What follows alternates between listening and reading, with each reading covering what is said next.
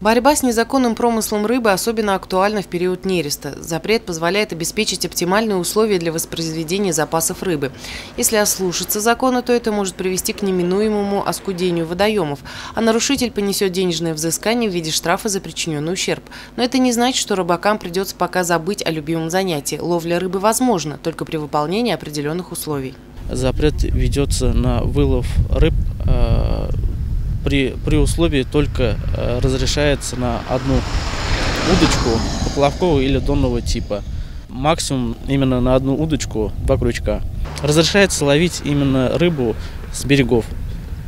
При использовании лодки также запрещается вылавливать рыбу. Вместе с операцией «Нерест» экологи проводят еще и ежегодное мероприятие «Чистый берег», которое направлено на очистку берегов и окрестностей водоемов. Особое внимание при этом уделяется собственникам транспортных средств, которые игнорируют водоохранное законодательство.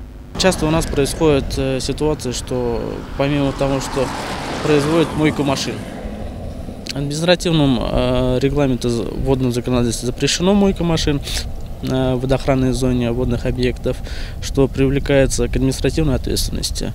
Административные штрафы по мойке машин до 2000 на граждан, для должностных до 5000, если выявляется факт мойки на водных объектах.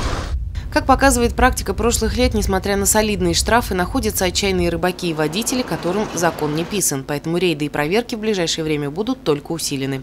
Алина Полянская, Гульхамитова, Дамир Хайбулин, телекомпания СТВ.